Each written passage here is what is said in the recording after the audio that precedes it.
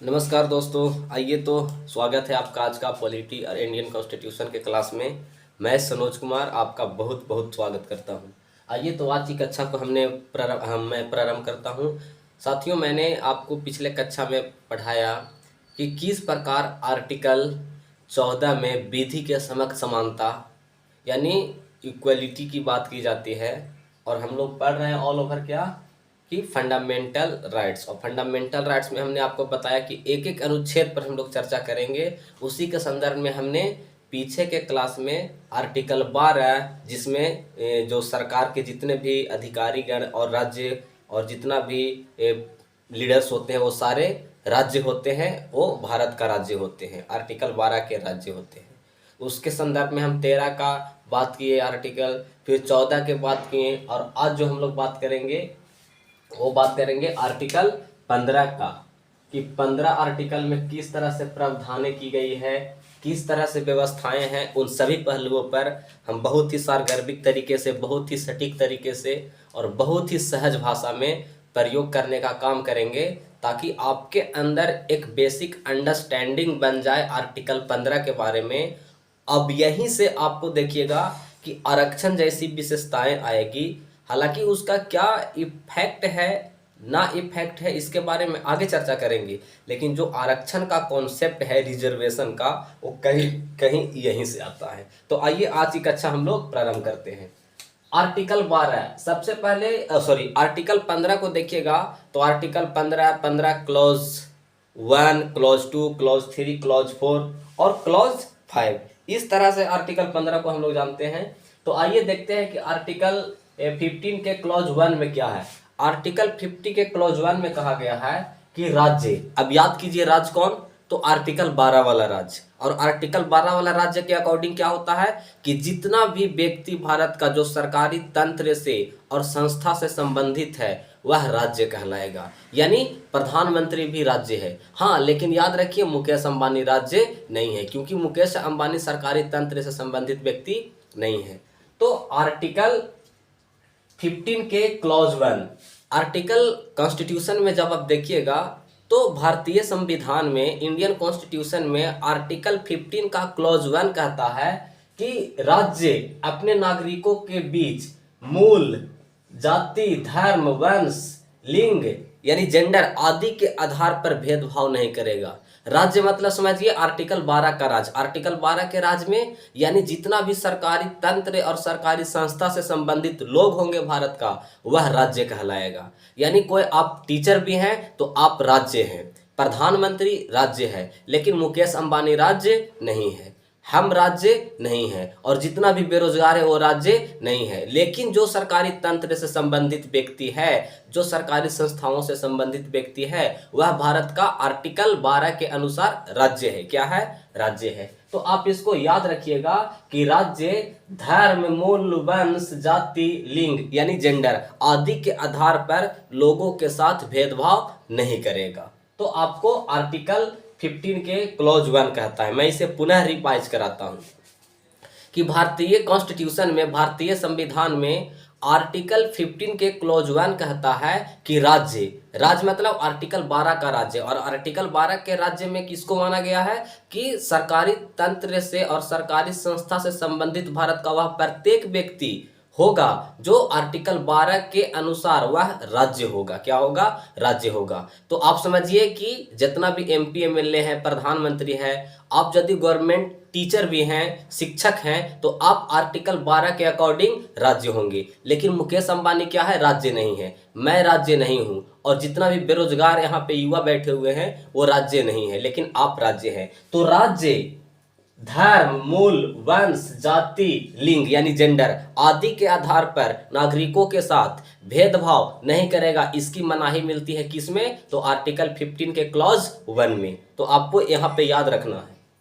आगे देखते हैं कि आर्टिकल 15 का क्लॉज 2, आर्टिकल 15 का क्लॉज 2 कहता है कि उपर्युक्त आधारों पर नागरिकों के साथ या नागरिकों के बीच सार्वजनिक स्थलों के प्रयोग से रोका नहीं जाएगा।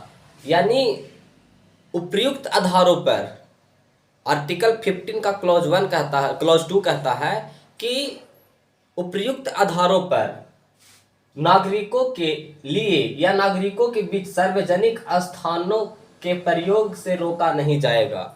अब मान लीजिए कि आप वॉकिंग कर रहे हैं, आपको लगा कि एक तरफ किसी पर्सनली व्यक्ति का घर है और आपको लगा कि वहाँ पे बहुत अच्छे गमले लगे हुए हैं, बहुत पेड़ पौधा हरियाली आदि दिख रही है, तो मैं चाहता हूँ कि वहाँ पे जाके वॉकिंग करूँ, टहलूँ।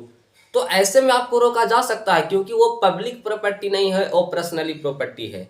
लेकिन आर्टिकल 15 का क्लॉज 2 कह रहा है कि आप सरकारी तंत्र के संबंधित कोई भी सार्वजनिक स्थल है तो वहां पर आपको जाने से मनाही यानी रोका नहीं जाएगा। तो याद रखिए, आर्टिकल 15 का क्लॉज 1 क्या कह रहा है, क्लॉज 2 क्या कह रहा है, आगे देखते हैं। अब आर्टिकल 15 का क्लॉज 3 देखते हैं कि आर्टिकल 15 का क्लॉज 3 क्या कहता है। महिलाओं और बच्चों के लिए विशेष प्रावधान किए जाएंगे। यहाँ पे एक्सेप्शन है।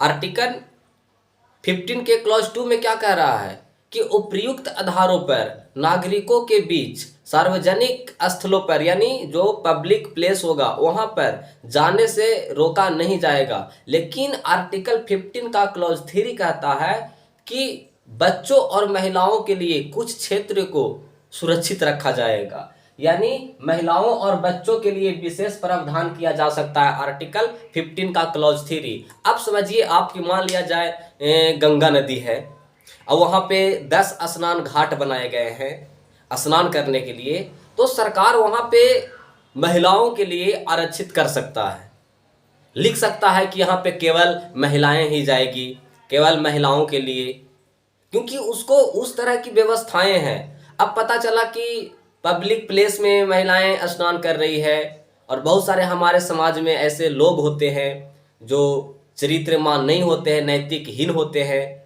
तो वो पता चले कि वो निहार रहा है, महिलाएं अपना स्नान कर रही हैं, तो उन पर उसकी नज़रिया जो है एक गलत प्रकार का दृष्टिकोण गोचर प्रतीत हो रहा है। तो ये सरकार यानी राज्य इस चीज़ के लिए प्रावधान कर सकता है। तो वो आर्टिकल 15 का क्लॉज 3, 15 का क्लॉज 2 क्या कहता है, 15 का क्लॉज 3 क्या कहता है, आपको याद रखना है। यानी 15 का क्लॉज 2 कहता है कि सार्वजनिक स्थलों पर अगर कोई व्यक्ति आता जाता है तो उसे मनाही नहीं होगा। लेकिन 15 का क्लॉज 2 कह रहा है कि महिलाओं और बच्चों के लिए विशेष प्रावधान किए जा सकते हैं।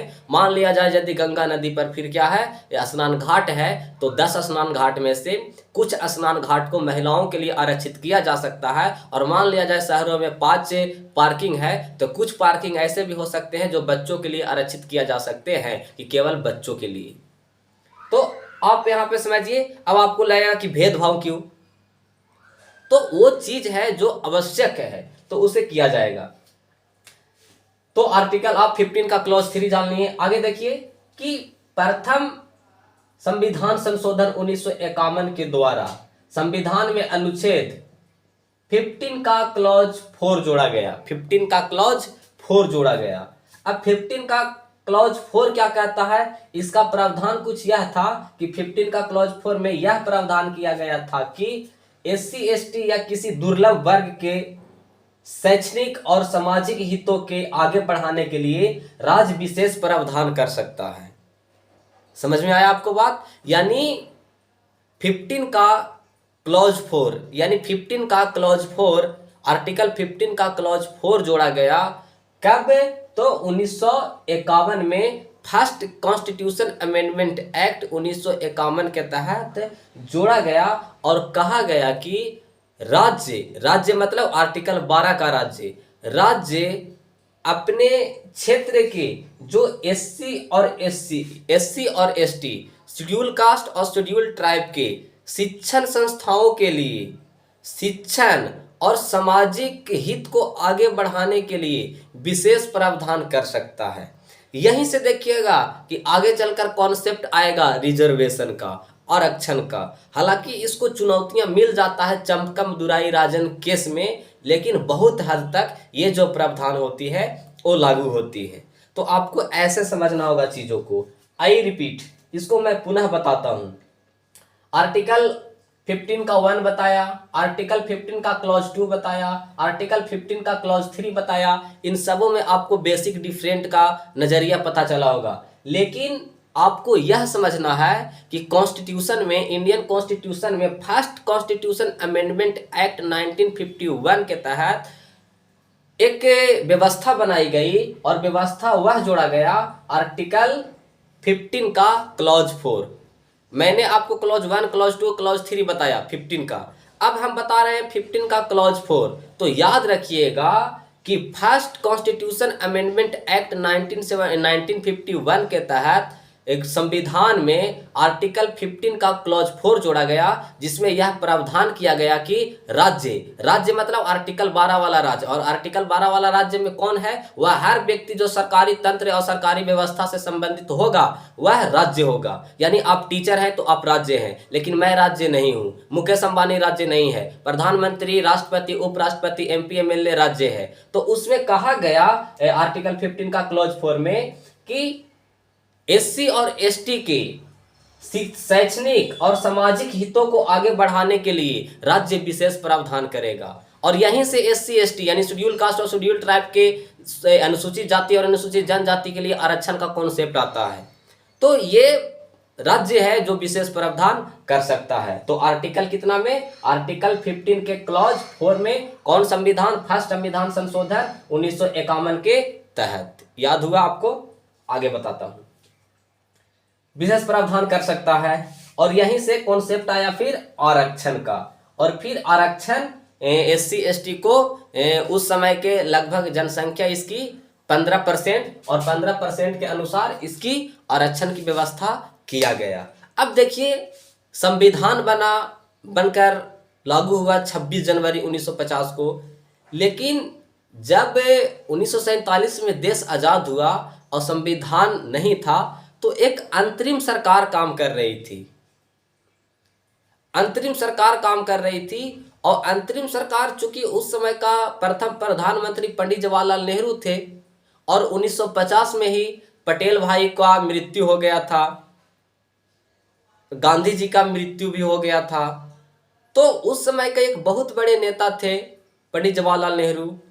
चूंकि डॉक्टर अंबेडकर और गांधी जी के बीच पीछे वाली समय में 1932 में पूना पैक्ट जैसी व्यवस्थाएं हुई थी, और उससे पहले जाएं पीछे तो आपको पता चलेगा कि रेमजे मैकडोनाल्ड था, जो कि अंबेडकर को यह ज्ञापन दिया था कि आप अपने हित के लिए, अपने हित के लोगों के लिए आप सुरक्षित काम कर सकते हैं। ऐसे में गांधी जी पूना पैक्ट में इस चीज के लिए नकार गए, तो बहुत बेबस और लाचार हो गया अंबेडकर। उस समय का गांधी जी का यह मानना था कि दलित भी से शूद्र भी बोला जाता था, कि शूद्र और दलित भी हिंदू है। तो अंबेडकर का भी तर्क होता था कि गांधी जी आप बताइए कि दलित हिंदू कैसे है? ना आप उनके साथ बराबरी का भावना किए, ना आप उसे सार्वजनिक स्थलों पर पूजा आदि व्यवस्थाओं में भाग लेने नहीं दिए, ना उसके साथ आप अच्छा व्यवहार किए। तो दलित हिंदू कैसे है? ये अंबेडकर का इंटरप्रिटेशन है। जबकि गांधी कह रहा है कि अंबेडकर अभी आप देश तोड़ने का बात मत करो, दलित भी हमारे भाई हैं, हम उनको अलग कुछ व्यवस्थाएं करेंगे ताकि उसको मुख्य धारा में, मुख्य भूमि में लाया जा सके। ये इंटरप्रिटेशन गांधी जी का है। अब दोनों के बीच देखिएगा तो एक बहुत बड़ा आपको कन्फ्लिक्शन नजर आएगा।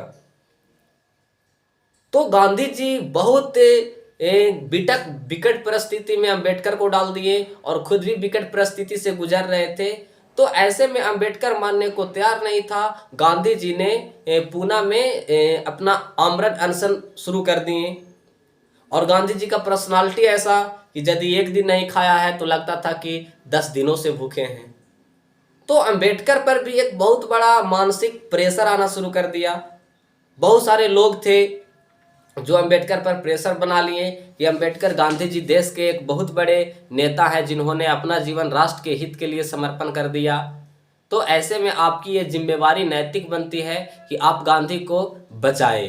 तो बाद में अंबेडकर पूना में ही जाकर, जो कि गांधी जी जेल में होते हैं, उसी जेल में पूना पैक्ट का कॉन्सेप्ट आता है, और वहाँ पे गांधी जी कहते हैं कि अंबेडकर आप ऐसा करो कि मैं दलितों के लिए कुछ सीटें, कुछ क्षेत्रों में कुछ सीटें हम उनके लिए दे देते हैं, वो भी पार्लियामेंट में, वो भी जॉब में आदि जैसी व्यवस्थाओं में आना चाहेंगे और बहुत ही उसके लिए रास्ता सुलभ हो जाएगी। हालांकि अंबेडकर का जो एक तरफ का इंटरप्रिटेशन था वो भी अपने जगह पर सही था। यह बात से आप नकार नहीं सकते हैं कि दलितों और शूद्रों के साथ भेदभाव नहीं था। भेदभाव इतना था, इतना चरम पे था कि आप सोच भी नहीं सकते हैं। ये व्यवस्थाएं थी, अंबेडकर ने झेला था। उसके बाद भी अंबेडकर इस बात के लिए एग्री हो गए कि मैं देश हित में काम करूंगा। जब आप एक बार जानिए अंबेडकर के बारे में कि जब महाराष्ट्र में महाड़ तालाब था, तो महाड़ तालाब में वहाँ पे सुअर, भेड़, बकरी, पक्षी पानी पी सकता था, लेकिन वहाँ के जो महार जाति के लोग थे, जिसे शूद्र कहा जाता था, वो पानी नहीं पी सकता था। ये हमारे भारतीय समाज के कुछ लोगों को, जिसे हम इंटेलेक्चुअल कहते थे, उन लोगों की ये मानसिक बीमारी थी कि कुछ लोगों को अपने आप को अनटचेबल समझते थे, छुआछूत समझते थे। तो ऐसे में अंबेडकर कहा कि मैं इस महाड़ तालाब से पानी पीऊंगा और पानी पीकर यह प्रतिबंध को हम समापन करूंगा। बहुत सारे अंबेडकर के समर्थक लोग बोले कि अंबेडकर आप बात ऐसे करते हो कि ब्राह्मणों के आप साथ लेना चाहते हैं। तो अंबेडकर के लोग ने कहा कि अंबेडकर जी, मैं आपका पूर्ण समर्थन करूंगा, लेकिन आप ब्राह्मणों का साथ मत लीजिए, हम लोग आपको पूरा समर्थन करेंगे। अंबेडकर ने बोल दिया कि मुझे ऐसी समर्थन नहीं चाहिए, हमारा ब्राह्मण भाई भी मेरा भाई है। अंबेडकर का ये नजरिया है सभी लोगों को लेकर। लेकिन बहुत सारे लोग हैं जो अंबेडकर को नहीं जानते हैं, ना वो अंबेडकर को सही से पढ़े हैं और हवा में वार करते रहते हैं। अंबेडकर को यदि आपको समझना है तो आपको किताबों में विलीन होना पड़ेगा। किताबों में आपको डेप्थ में जाकर अंबेडकर के फिलॉसफी, अंबेडकर के आइडियोलॉजी, अंबेडकर के अपने स्थितियों के अकॉर्डिंग सवर्णों के लिए क्या प्रेरणा था, सवर्णों के लिए क्या उनके नजरिया थी, इन सबों को यदि आप विजुलाइज करना शुरू कीजिएगा तब पता चलेगा आपको कि अंबेडकर कोई ब्राह्मण विरोधी नहीं था। हालांकि ब्राह्मणवादी व्यवस्थाओं में कर्मकांडीय व्यवस्था था, पुरोहितवादी व्यवस्था था, इनका वो मुखर विरोधी थे। तो उनका विरोधी तो पंडित जवाहरलाल नेहरू भी थे, दयानंद सरस्वती भी थे, राजा राममोहन राय भी थे। तो अंबेडकर हो गया तो कौन सा बड़ा गलत हुआ। तो ऐसे में आपको चीजों को समझना होगा। बहुत सारे लोग अंबेडकर को खारिज कर देते हैं। किसी चीज को जानने से पहले आप यदि उसके अंदर आप जिस चीज पर आप बात करना चाहते हैं, जब तक उसके छवि आपके माइंड में, आपके दिलो दिमाग में एब्जॉर्ब नहीं होता है, छप नहीं जाती है, जब तक उसके विचारों पर, उसके आइडियोलॉजी पर आप सही से तर्क और डिबेट नहीं कर पाएंगे और कहीं ना कहीं आपको सामने वाला परास्त कर देगा। तो बात लॉजिकल कीजिए और लॉजिकल एग्जामिन करके ही सामने वालों को बताने का प्रयास कीजिए। ये मत कहिए कि अंबेडकर जिंदाबाद तो गांधी जिंदाबाद।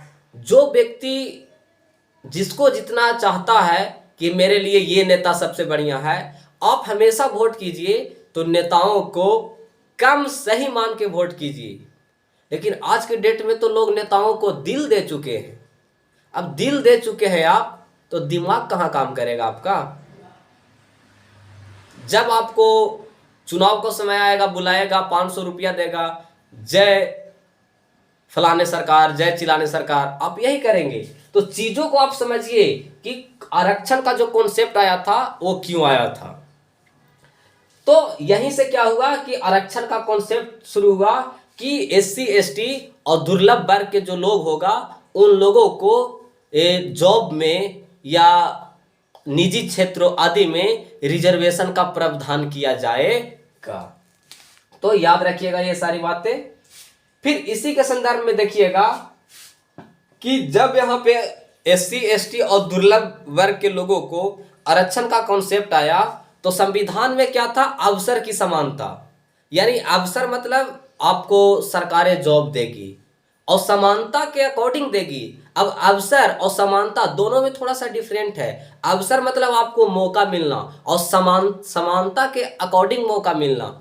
लेकिन सरकारें तो यहाँ भेदभाव कर रही है, एससी एसटी और दुर्लभ कुछ वर्गों को रिजर्वेशन दे रही है। तो ऐसे में एक व्यक्ति थी, एक महिला थी, वो मद्रास के रहने वाली थी, चंपकम दुराई नाम था उसका, चंपकम दुराई राजन केस। ये सुप्रीम कोर्ट चली जाती है और सुप्रीम कोर्ट में एससी एसटी रिजर्वेशन को वहां पे क्या करती है, चैलेंज कर देती है। तो ऐसे में क्या हुआ कि जो एससी एसटी का प्राप्त आरक्षण था उसे खत्म कर दिया गया।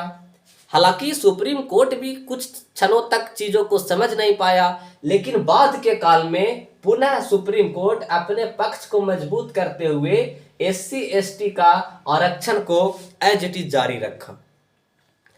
तो आपको समझ में आया कैसे इंटरलिंकिंग कैसे होता है, पॉइंट इंटरलिंकिंग कैसे होता है, उस चीज को आप समझिए जैसे मैं आपको बताया हूं। लिंक करना आप यदि सीख गए, अब हम आर्टिकल बता रहे हैं और 15 आर्टिकल बता रहे हैं, अब 15 के क्लॉज 1, क्लॉज 2, क्लॉज 3, क्लॉज 4 ऐसे इंटर कर रहे हैं। तो ऐसे आपको समझना होगा। तो इसको हम शुरू से बताते हैं, आपको एक बार समराइज कर देंगे तो आपके दिमाग में जो बातें हैं बहुत अच्छा से बैठ जाएगी।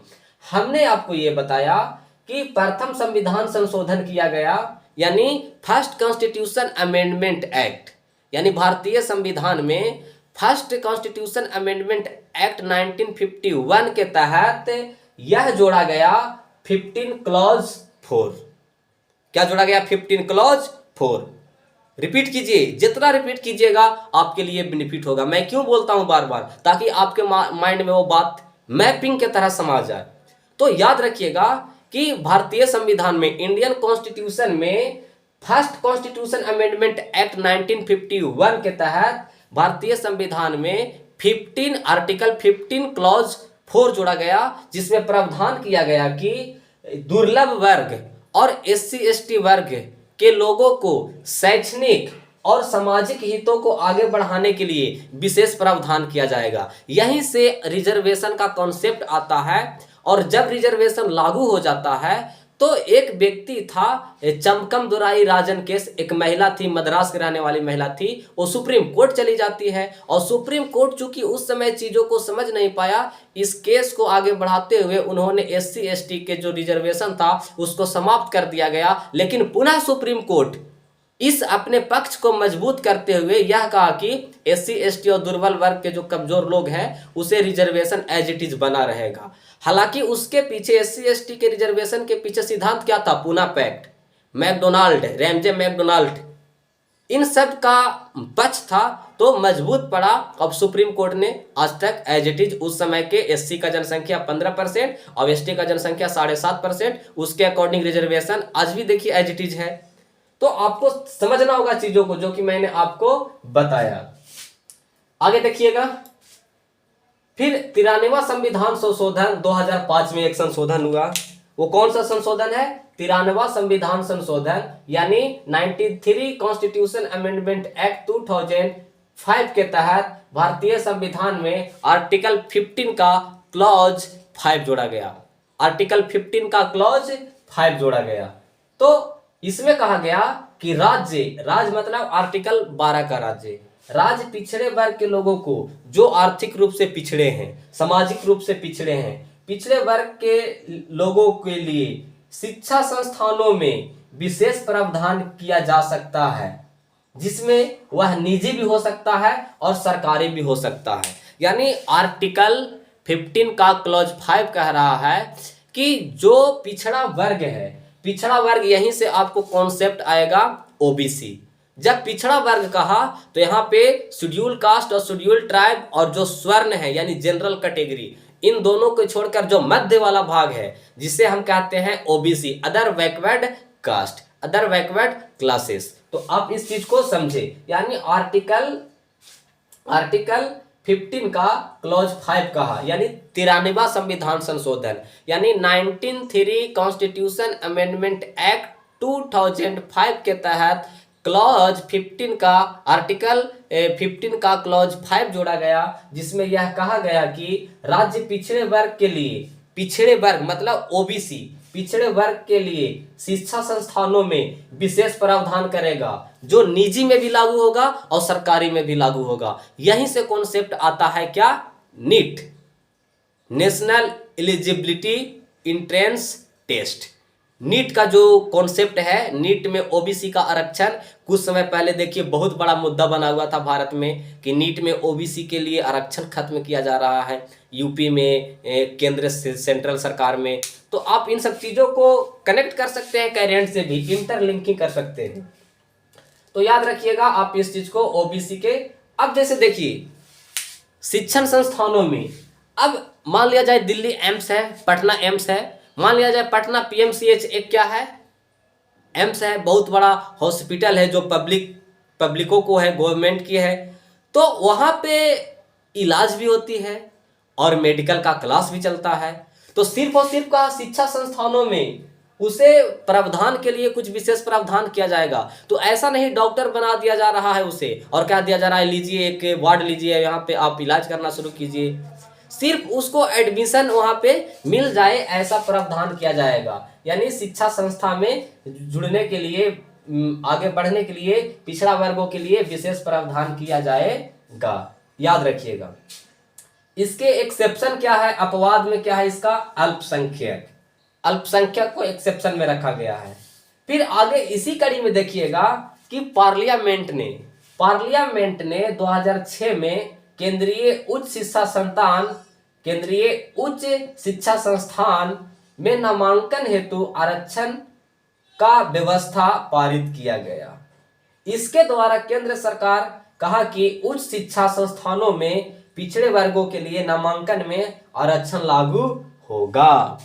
कौन कह रहा है, जब पार्लियामेंट ने एक एक्ट बनाया 2006, इसमें वह कहा कि पिछड़ा वर्गों के लिए केंद्रीय मतलब सेंट्रल उच्च विश्वविद्यालय, उच्च शिक्षा संस्थानों के नामांकन में पिछड़े वर्गों के लिए विशेष प्रावधान किया गया, यानी आरक्षण का प्रावधान किया जाएगा। तो आप इस चीज को समझिए। अब यहीं पे मैं आपको बताता हूं आर्टिकल 16 का 4। आप यहां तक समझ में आ गया, क्या समझे आप कि आर्टिकल 15 के क्लॉज 5 में किस तरह की बातें की गई है। अब देखिए यहीं पे एक आर्टिकल आता है, आर्टिकल 16। अच्छा सॉरी, यहां पे अभी नहीं जानिए, इसको आगे जानेंगे हम लोग। लेकिन इन सब व्यवस्थाओं को जो 2006 में केंद्रीय उच्च शिक्षा संस्थानों में पिछड़ा वर्ग के लोगों के लिए विशेष प्रावधान है तो बात किया गया, तो कुछ लोगों की भावनाएं आहत हुई, कुछ लोग इसके खिलाफ गए, जिसमें से अशोक कुमार ठाकुर केस ने 2008 में 93वां संविधान जो संशोधन हुआ और 2006 में जो कानून बना उसके खिलाफ चुनौती दे दिया। अब जब चुनौती दे दिया तो सुप्रीम कोर्ट ने इन सभी पहलुओं पर ध्यान देते हुए कहा कि यह संविधान में व्यवस्था जो बनी है वह कहीं ना कहीं सही है। हालांकि जब जिसकी सरकारें होती है तो उस समय चीज़ें जो है उनको अपने अकॉर्डिंग चलाते हैं ताकि एक बहुत बड़ा समुदाय वोट बैंक बन सके। लेकिन फिर देखिएगा कि 103 यानी 103 कॉन्स्टिट्यूशन अमेंडमेंट एक्ट के तहत क्लॉज 15 का 6 जोड़ा गया, जिसमें आर्थिक रूप से कमजोर वर्गों के लिए शिक्षा संस्थानों में नामांकन का प्रावधान किया गया। इन सब प्रोसेस को आप याद रखिएगा। तो आपको हमने पूरा के पूरा कहानी बता दिया कि आर्टिकल 15 के क्लॉज 1, क्लॉज 2, क्लॉज 3 और क्लॉज 4 और फिर क्लॉज 5 और क्लॉज 6। तो आपको याद रखना है कि आर्टिकल 15 का क्लॉज 1 क्या कहता है, तो ये कहता है कि धर्म, मूल, जाति आदि जन्म स्थान के आधार पर राज्य भेदभाव नहीं करेगा। तो यह सभी बातें हैं जो आपको समझ में आना चाहिए। आगे देखते हैं, आगे देखिए आपको पता चलेगा कि आर्टिकल 16 अब हम लोग पढ़ते हैं। आर्टिकल 16 के क्लॉज 1 में कहा गया है कि राज्य के अधीन नियोजन में समानता होगा, यानी जितने भी प्राइवेट और गवर्नमेंट सेक्टर है उसमें समानता होगा। आर्टिकल क्लॉज 2 देखिए, क्लॉज 2 कहता है राज्य के अधीन नियोजन में राज्य अपने नागरिकों के बीच धर्म, मूल, वंश, जाति, लिंग, उत्पत्ति, जन्म स्थान आदि के आधार पर भेदभाव नहीं करेगा। यानी जो आर्टिकल 16 का क्लॉज 2 आर्टिकल 16 का क्लॉज 1 के ही विस्तार कर दे रहा है। आर्टिकल 16 का क्लॉज 1 क्या कह रहा है कि राज्य के अधीन जो नियोजन होगा उसमें समानता होगा, और आर्टिकल 16 का क्लॉज 2 कह रहा है कि नियोजन मतलब जॉब में धर्म, मूल, जाति, वंश, लिंग यानी जेंडर, उत्पत्ति, जन्म स्थान आदि के आधार पर राज्य भेदभाव नहीं करेगा। आर्टिकल 16 का क्लॉज 3 देखते हैं। संसद कानून बनाया और कहा कि निवास को किसी क्षेत्र में रोजगार पाने के शर्त बना सकती है। यानी राज्य जिस क्षेत्र में लोग निवास करती है वहां पे रोजगार पाने हेतु व्यवस्थाएं कर सकती है। तो आर्टिकल 16 का क्लॉज 3 याद रखिएगा। आर्टिकल 16 का क्लॉज 4 कहता है कि नागरिकों के किसी पिछड़े वर्ग के लिए आरक्षण किया जा सकता है। यानी जो भारत में नागरिक है जो सदियों से दबा कुचला पिछड़ा रहा है, ऐसे में वह प्रावधान कर सकता है। अब देखिएगा 16 का क्लॉज 5 क्या कहता है, आपको दिख नहीं रहा होगा लेकिन मैं बोल रहा हूं कि 16 का क्लॉज 4 कह रहा है कि नागरिकों के लिए जो राज्य है उसके लिए विशेष प्रावधान कर सकता है आरक्षण में। और 16 का क्लॉज 5 कह रहा है कि किसी भी धार्मिक संस्था से संबंधित पद उस संबंधित व्यक्ति को ही दिया जाएगा। अब मान लीजिए कि हिंदू में बहुत सारे ऐसे धार्मिक स्थल होते हैं, तो उसी आस्था से संबंधित व्यक्ति को यदि आप नहीं देते हैं और जैन, मुस्लिम आदि को देते हैं तो दंगे बन सकते हैं। तो इस चीज को आपको समझना होगा। अब देखिए 26 जनवरी 1950 को संविधान लागू हुआ, तो और 1952 में देखिएगा कि पहला आम चुनाव हुआ। इसी आम चुनाव को देखते हुए और फिर 1979 में देखिएगा कि पिछड़ा वर्ग जो मंडल आयोग था उसका रिपोर्ट आता है, और उस रिपोर्ट में जिस समय इंदिरा गांधी गैर कांग्रेसी सरकार थी, मोरारजी देसाई, तो आप इन सभी पहलुओं पर चर्चा आपको मैं करवा दिया। तो इस तरह से सभी बातें हैं। और कल मैं आपको पढ़ाऊंगा बीपी मंडल, और बीपी मंडल ही जो थे उन्होंने ओबीसी आरक्षण पर बहुत ज़्यादा स्टैंड लिए और फिर कहीं ना कहीं उद्देश्य हित के लिए काम करने का प्रयास किए, पिछड़ा वर्गों के लिए एक काम करने का प्रयास किए। तो मुलाकात होगी हमारी अगली क्लास में। Thank you all of you. जय हिंद, जय भारत।